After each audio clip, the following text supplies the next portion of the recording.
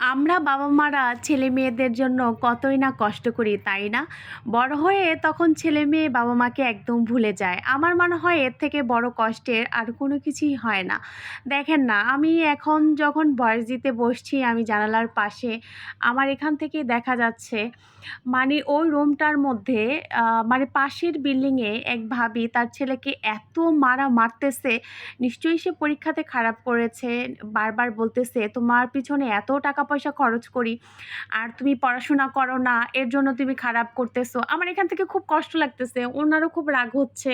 নিশ্চয়ই উনিও কান্না করতেছে আর মারতেছে। কখন থেকেই কিন্তু মারতেছে। আমি এতক্ষণ ধরে ভয়েস দিতেই পারছিলাম না।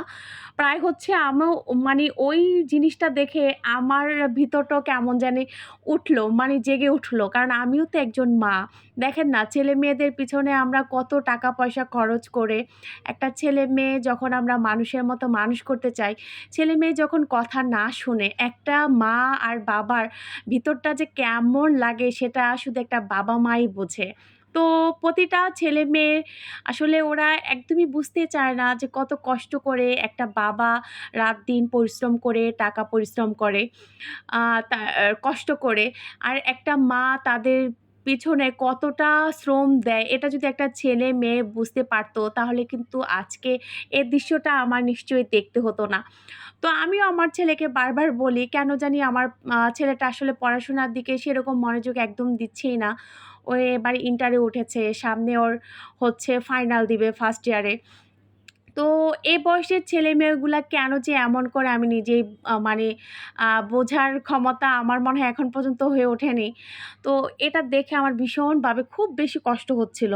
মানে এতক্ষণ ধরে আমি তাকিয়েছিলাম, ভয়েস একদম দিতেই পারছিলাম না। যাই হোক, ওনার কান্না দেখে আমারই না অটোমেটিক চোখ দিয়ে পানি চলে আসছে। উনি বারবারই একটা কথাই বলতেছে, "তোমার বাবা কত পরিশ্রম করে। নিশ্চয়ই উনি ভাড়া থাকে ওই ফ্ল্যাটটিতে।" বারবার বলতেছে যে, "আমি এই ফ্ল্যাটটিতে ভাড়া থেকে ৳৩০,০০০ আমি হচ্ছে আ মালিককে দেই। তারপরে তোমাদের ২ ভাই-বোনের পড়াশোনার খরচ চালাই। তোমার বাবা কতটুক পরিশ্রম করে। তোমরা যদি এখনো এরকম করো তাহলে কিভাবে হবে?" তো সত্যি কথাই তো। দেখেন না, একটা বাবা-মা, কোন বাবা-মাটা চায় না যে পরিশ্রম করে, তারপরে এত কষ্ট করে ছেলে-মেয়ে যখন মানুষের মতো মানুষ তৈরি করতে না পারে, আর যখন টাকা-পয়সা খরচ করে মানুষও করে, তখন বড় হয়ে কিন্তু অনেক ছেলে-মেয়ে এরকম বাবা-মাকে কিন্তু একদম ভুলে যায়। আমার মনে হয় এর থেকে বড় কষ্ট আর পৃথিবীতে কোনো জায়গায় হতে পারে না। যাই হোক, দেখেন না, আমি কথা বলতে আমি যে কি করলাম এতক্ষণ সেটা বলতেই ভুলে গেলাম।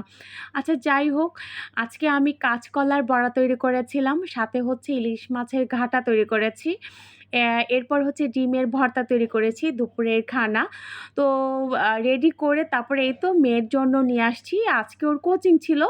তো স্কুল থেকেই আমি স্কুলেই খাবার নিয়ে যাই ওর জন্য। তো স্কুল থেকে এই তো সোজা চলে আসছিলাম ওর হচ্ছে কোচিংয়ে। তো ও খাবারটা দেখে ভীষণ খুশি হয়েছে। কারণ এসব খাবার আমার ঘরে আসলে আমরা সবাই ভীষণভাবে পছন্দ করি।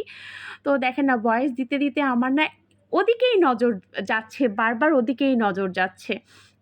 তো আর মেয়ের সাথে গল্প করতে আসতেছিলাম। মেয়েটার যেহেতু পরীক্ষা হচ্ছে, ও বলতেছে ভীষণ ওর পরীক্ষাটা অনেক বেশি ভালো হয়েছে। তো সবাই ভালো থাকবেন, সুস্থ থাকবেন। আমি আর আজকে ভিডিওটা লং করব না। তো আল্লাহ হাফেজ।